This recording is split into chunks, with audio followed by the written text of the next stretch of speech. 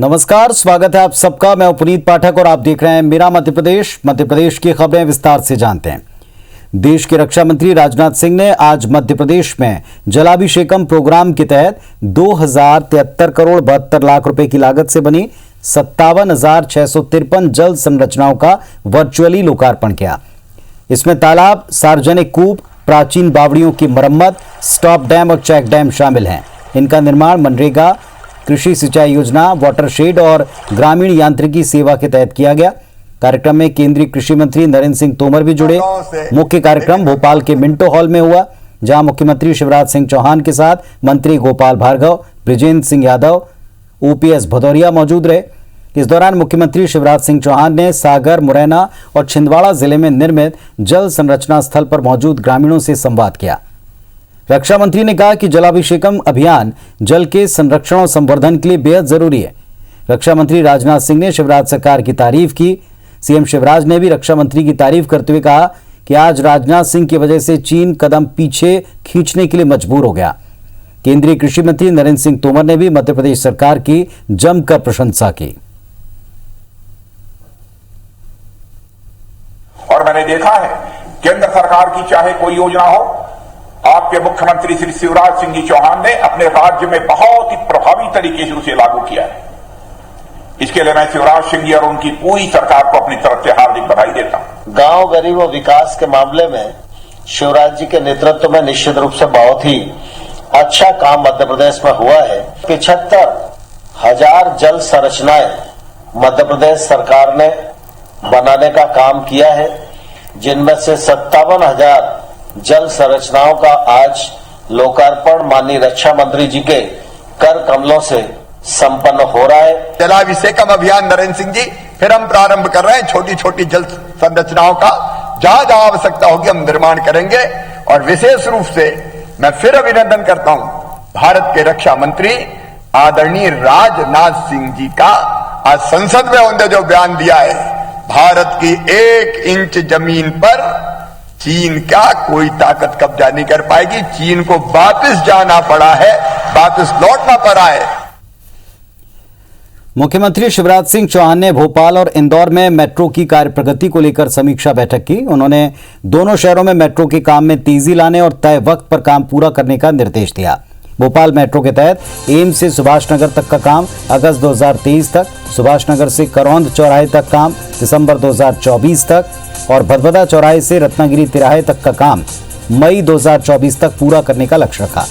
Indore metro के तहत गांधीनगर से मुमताज बाग तक का कार्य अगस्त 2023 तक, मुमताज बाग से रेलवे स्टेशन तक का कार्य जुलाई 2024 तक और गांधीनगर से रेलवे स्टेशन तक का कार्य दिसंबर 2024 तक पूरा करने का लक्ष्य रखा।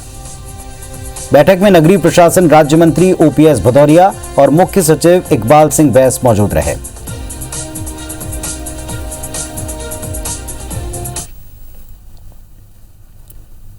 खजुराहो सांसद और बीजेपी प्रदेश अध्यक्ष बीडी शर्मा ने केंद्रीय रेल मंत्री पीयूष गोयल से दिल्ली में मुलाकात की। इस दौरान बीडी शर्मा ने खजुराहो क्षेत्र में बंद कुछ ट्रेनों को एक बार फिर शुरू करने की मांग की। पर्यटन की संभावना को देखते हुए खजुराहो निजामुद्दीन उत्तर प्रदेश संपर्क क्रांति एक्सप्रेस को एक बार फिर शुरू करने की मांग की गई। साथ ही नई रेल लाइन समेत कई प्रस्तावों के बाबत एक मांग पत्र सौंपा। खजुराहो सांसद बीडी शर्मा ने पन्ना सतना नई रेल लाइन के लिए बजट प्रावधान में बढ़ोतरी के संबंध में चर्चा की। इस पर रेल मंत्री ने मांगों पर जल्द आगे बढ़ने का भरोसा दिया।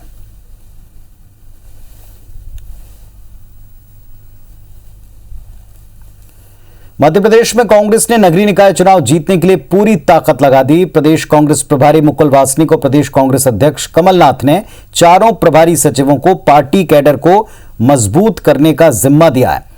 खबर यह है कि चारों प्रभारी सचिवों से कमलनाथ ने जिला कांग्रेस कमेटियों का रिपोर्ट कार्ड तलब किया। जिलों में पार्टी संगठन की स्थिति, गुटबाजी, फील्ड पर रिस्पांस के साथ साथ भितरघातियों को लेकर खास तौर पर रिपोर्ट मांगी है। कांग्रेस आलाकमान को लगता है कि निकाय चुनाव में भितरघाती पार्टी को बड़ा डेंट लगा सकते हैं। इसीलिए मुकुल वासनिक और कमलनाथ ने चारों प्रभारी सचिवों को उनके प्रभार वाले जिलों के वेटरन लीडर, यूथ कांग्रेस और महिला कांग्रेस के लोगों से दावेदारों और टिकट नहीं मिलने की वजह से भितरघात करने वालों की एक सूची मांगी। इधर बीजेपी ने कांग्रेस की इस पूरी कवायद को दिखावा बताया। मंत्री विश्वास सारंग ने कहा, कांग्रेस में टिकट उसी को मिलता है जिसके पास पैसा होता है।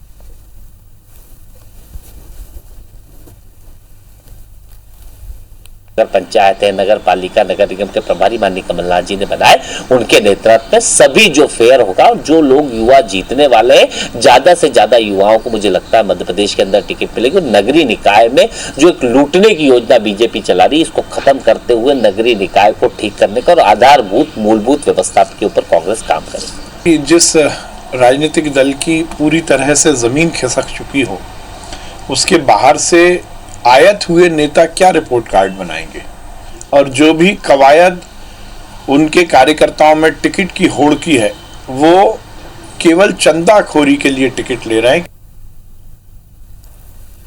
इधर बैतूल में फिल्म धाकड़ की शूटिंग कर रही फिल्म अभिनेत्री कंगना रनौत का विरोध नहीं थमा। फिल्म की शूटिंग रोक देने की धमकी के बाद अब कांग्रेस ने उनके खिलाफ एफआईआर करने की मांग की। कांग्रेस नेताओं ने एसपी के नाम एसडीओपी को ज्ञापन सौंपकर कंगना रनौत के खिलाफ केस दर्ज करने की मांग की है। कांग्रेस नेताओं ने आरोप लगाया कि कंगना रनौत ने अपने ट्वीट में दिल्ली में आंदोलन करने वाले किसानों को आतंकवादी बताया, जो अपमानजनक है। इसलिए कंगना पर एफआईआर दर्ज होनी चाहिए। कांग्रेस ने चेतावनी दी कि कंगना ने 24 घंटे में किसानों से माफी नहीं मांगी तो धाकड़ फिल्म की शूटिंग रोक दी जाएगी। कांग्रेस ने 12 और 13 फरवरी को बड़े आंदोलन की चेतावनी दी। इधर गृह मंत्री नरोत्तम मिश्रा ने कहा कि कंगना को घबराने की जरूरत नहीं, सरकार उनके साथ है। गृह मंत्री ने बताया कि फिल्म की शूटिंग रोकने आवेदन आया और इस बाबत एसपी से फोन पर बात की है। हम तो विरोध करेंगे। हमारे किसान भाइयों को अपमान हुआ है तो कांग्रेस हमेशा किसान भाइयों के साथ है और लगातार कांग्रेस किसान भाइयों के पक्ष में जिले में आंदोलन कर रही है। और कंगना ने जो हमारे किसान भाइयों को अपमान किया है, हम तो विरोध करेंगे। शासन प्रशासन को जो करना है वो अपना काम करें। की जो कांग्रेस के प्रतिनिधि हैं, उनके द्वारा ज्ञापन दिया गया है कंगना की जो ट्वीट किया है उसके संबंध में। सर क्या मांग की है उन्होंने एफआईआर की मांग की है और उन्होंने इसमें जांच के विषय में जांच की मांग की है और ट्वीट वापस लेने की भी मांग की है। प्रथम दृष्टया क्या लग रहा है सर इस पूरे प्रकरण को लेकर? अभी इसको जांच करवा के अपन जांच में देखते हैं। मैडम के सामने अपने इस मैडम के समक्ष में पेश करेंगे, जांच करवा के देखते हैं।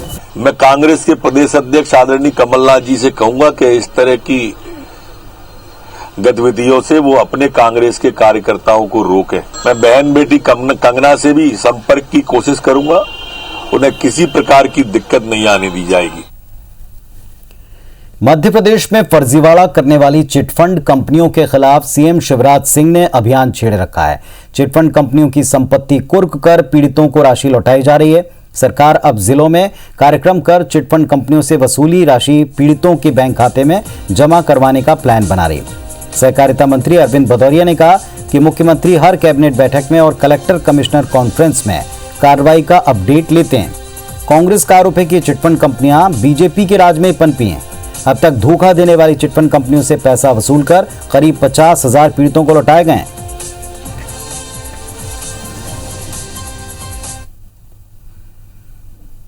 चिटफंड माफियाओं से भी मुझे लगता है कि हजारों करोड़ रुपए की वसूली की है। जहां जिस स्टेट में वहां से पकड़ के लाए हैं, उनको पकड़ के जेलों में ठूसा है, भेजा है और उन सब के पैसे वापस करवाना जो चिटफंड माफिया लेके चले गए थे, इसमें माननीय मुख्यमंत्री महोदय पूरी ताकत से लगे हैं। चिटफंड माफिया कहां से आया और अभी किस पर दबिश हो रही है?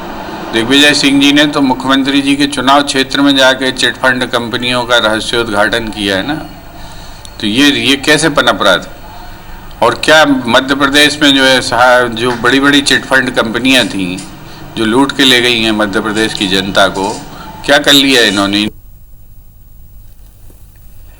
भारतीय जनता पार्टी अनुसूचित जाति मोर्चा के राष्ट्रीय अध्यक्ष लाल सिंह आर्य ने राजस्थान की गहलोत सरकार पर बड़ा आरोप लगाया।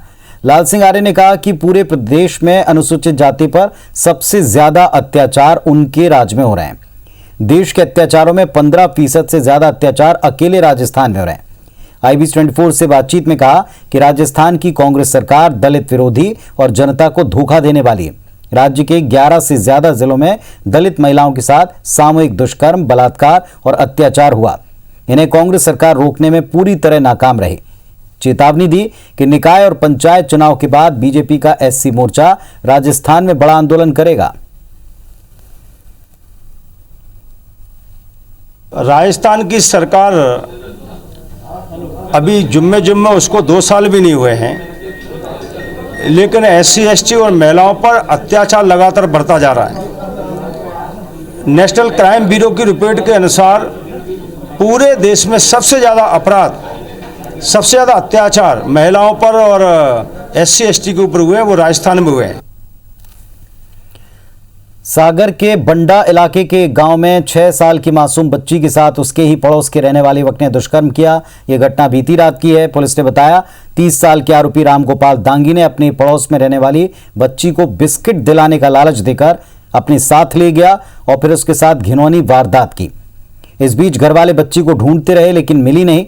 तकरीबन 1 घंटे बाद आरोपी घर के पास पीड़ित बच्ची को छोड़कर भाग रहा था, तभी लोगों ने देखा। पुलिस ने आरोपी रामगोपाल दांगी को गिरफ्तार कर उसके खिलाफ पॉक्सको और SC ST एक्ट के तहत मामला दर्ज कर लिया है।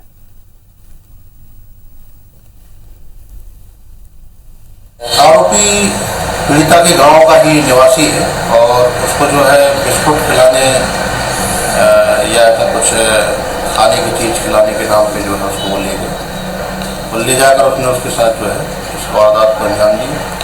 इसमें जो है पुलिस के पास सूचना आते ही पुलिस ने जो है प्रकरण पंजीबद्ध करके उसको जो है मेडिकल कराया और आरोपी को गिरफ्तार कर लिया। ग्वालियर में एक युवती पर एक युवक ने अभद्र टिप्पणी की। युवती ने जब इसका विरोध किया तो युवक ने उसके साथ मारपीट शुरू कर दी। ये पूरी घटना युवती के घर के बाहर CCTV कैमरे में कैद हो गई। मारपीट की इस घटना के बाद युवती के परिजनों ने युवक को पकड़ा और पुलिस के हवाले कर दिया। पुलिस ने मारपीट और छेड़छाड़ का केस दर्ज कर जांच शुरू कर दी।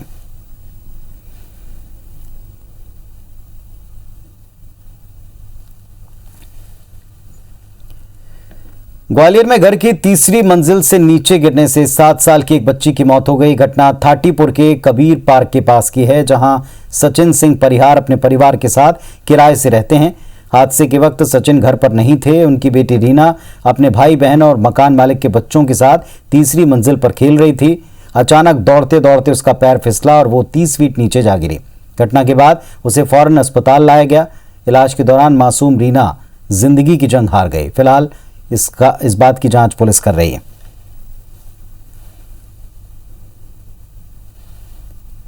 एक बच्ची 7 साल की उम्र है, नदी पार टाल पे तीसरी मंजिल पे खेलते हुए जो है नीचे गिर गई थी, जिससे उसके परिजनों द्वारा अस्पताल में भर्ती कराया गया। इलाज के दौरान उसकी मृत्यु हो गई। मौत कायम कर जांच में लिया गया है। जांच की जा रही है। जांच से जो तथ्य सामने आएंगे कार्रवाई होगी।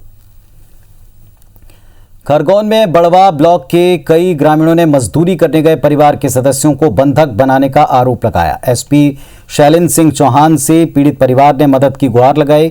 ग्रामीणों ने बताया कि महाराष्ट्र के बीड़ जिले में मजदूरों के दलाल धनराज ने उनके परिवार के सदस्यों को बंधक बनाकर रखा है। मजदूरों को गन्ना कटाई के लिए दशहरे के पहले महाराष्ट्र ले जाया गया था, मगर आरोप है कि 9 मजदूरों को बंधक बनाकर उनसे जबरन गन्ना कटाई करवाई जा रही, साथ ही उनसे मारपीट की जाती है। इतना ही नहीं, मजदूरों को छोड़ने के एवज में पैसों की मांग की जा रही है।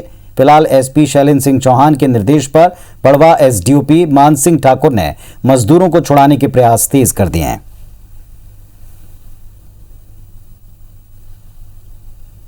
8-10 मजदूर वहाँ पे फंसे हुए हैं और हम आधे मतलब कि भाग के आ गए हैं और वहाँ पे जबरदस्ती काम करवाते थे। रात को 12 बजे तक की भी गाड़ी भरवाते थे वहाँ पे। कौन ले गया था यहाँ से? यहाँ से धनु मुकरदम। तो जैसे ही ये मामला हमारे संज्ञान में आया है तो तत्काल संबंधित जो SDOP हैं उनको और साथ साथ इसमें एडमिनिस्ट्रेशन की भी जो हेल्प है उसको लेते हुए जो संबंधित SDM है उनके साथ कोऑर्डिनेट करके तत्काल इस मामले को प्रायोरिटी में लेकर जो हमारे मजदूर वहां पे हैं उनको शीघ्र वापस लाने का जो है हम लोग इसमें प्रयास कर रहे हैं। और एक बड़ी खबर, इस वक्त ग्वालियर से रेत माफिया के बीच गोलीबारी हुई। ट्रैक्टर निकालने को लेकर विवाद हुआ। दोनों पक्षों के बीच में फायरिंग हो गई है। लोहारी अवैध रेत खदान से ट्रैक्टर को लेकर आ रहे थे। भितरवार थाना क्षेत्र की घटना है। तस्वीरें भी आपको दिखा रहे हैं। ग्वालियर से रेत माफिया के बीच गोलीबारी हुई है। ट्रैक्टर निकालने को लेकर विवाद हुआ। दोनों पक्ष आपस में भिड़ गए और फायरिंग हो गई। नासिर गौरी हमारे सहयोगी जुड़े हमारे साथ। जी नासिर, बताएं क्या हुआ है? देखिए, अभी से कुछ देर पहले की घटना है और जो बख्तराबाद क्षेत्र में लोहारी एक रेत की खदान है, वहाँ पर पूर्णतः प्रतिबंधित है रेत का उत्खनन, लेकिन वहाँ से एक जो रेत माफिया था, रेत की ट्रॉली को लेकर जा रहा था, वही दूसरे पक्ष भी मौके पर पहुंच गया। उसने उसको रोकने की कोशिश की, बीच में उसने फायरिंग कर दी, दूसरे पक्ष ने फायरिंग कर दी। इस तरह से दोनों के बीच में फायरिंग हुई है। जब ये जो माफिया है, रेत माफिया है, वो अपनी ट्रॉली को लेकर बंदूक के दम पर भाग आया था, तो जो दोनों ग्रुप के लोग जो इकट्ठा हो गए, जो बिलौआ का एक टोल है वहां पर इकट्ठा हो गए, और ये सारा पूरा जो घटनाक्रम है, आपको जो तस्वीरें दिख रही है, आपस में लड़ते हुए जो दिख रहे हैं, वो पुलिस के सामने पूरा घटनाक्रम हो रहा है। तो आप समझ सकते हैं कि ग्वालियर अंचल में किस तरह से रेत माफियाओं के जो हौसले हैं वो कितना बुलंद है। वहां पर उस थाना का प्रभारी मौजूद है और सब इंस्पेक्टर मौजूद है, उनके सामने उनके बीच में ये हाथापाई हो रही है। उससे पहले फायरिंग हुई, लेकिन कोई भी कार्रवाई अभी तक पुलिस के द्वारा नहीं की गई है। तो इससे समझा जा सकता है कि रेत माफियाओं के हौसले कितने बुलंद है। जबकि 3 दिन पहले यानी कि रविवार को सीएम शिवराज सिंह चौहान आए थे, उन्होंने कहा था किसी भी रेत माफिया को बख्शा नहीं जाएगा, चाहे वो किसी भी फील्ड से जुड़ा हुआ हो, किसी भी फील्ड में काम करता हो माफिया, उसको बख्शा नहीं जाएगा। लेकिन हम हर रोज देख रहे हैं कि ग्वालियर के हर रोज ऐसा कोई सा दिन नहीं जाता है जब रेत माफिया या कोई भी खनन माफिया होता है वो पुलिस पर हावी नहीं होता है। हर दिन ऐसी घटना सामने आ रही है और यही घटना आज भी देखने को मिली कि पुलिस के सामने रेत माफिया है वो आपस में लड़ रहे हैं, गोलीबारी हो रही है, लेकिन उसके बावजूद भी अभी तक पुलिस ने किसी का भी मामला दर्ज नहीं किया है। तो बड़ी कार्रवाई करने का दावा, लेकिन इन सब के बीच आपस में लात घूंस से गोली चलाते माफिया की ये तस्वीरें अपने आप में बड़ा प्रश्न चिन्ह है। कहां है प्रशासन, कहां है कार्रवाई के दावे जो जमीन पर दिखते हैं। शुक्रिया आपका इस जानकारी के लिए, इन तस्वीरों की।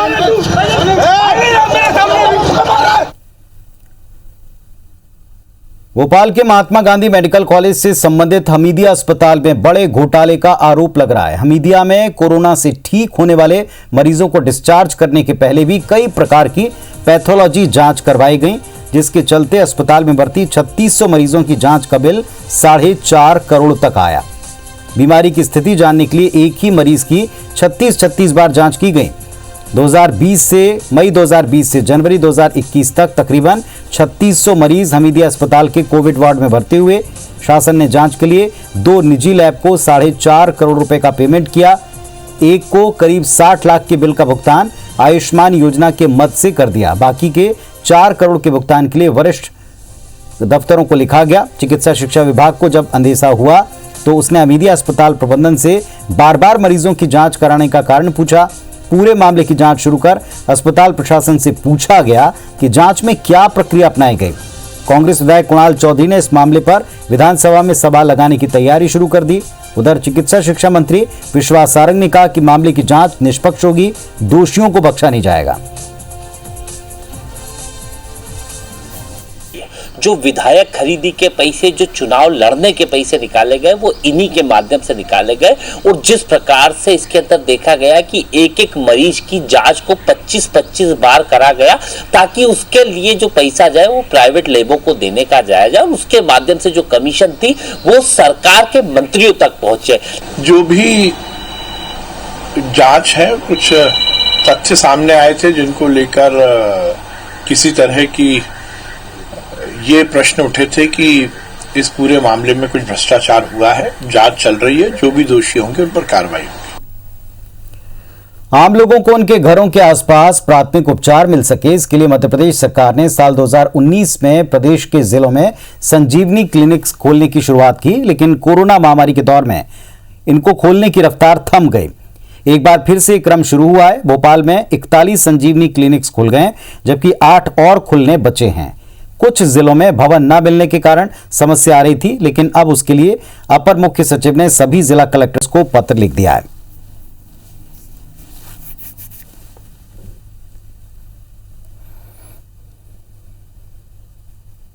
संजीवनी क्लिनिक बढ़ाने को पूरे प्रदेश भर में पहल शुरू हो गई है। कलेक्टर भोपाल की पहल के कारण हमारे एक साथ बहुत ज़्यादा क्लिनिक संजीवनी खुल रहे हैं। बाकी जिलों में ये थोड़ा सा देरी हो रही है, लैक हो रहा है, तो वहाँ के लिए हमारे एसीएस सर ने पत्र लिखा है कि वहाँ भी जल्दी खोले जाए। हमें मार्च तक 160 खोलनी है।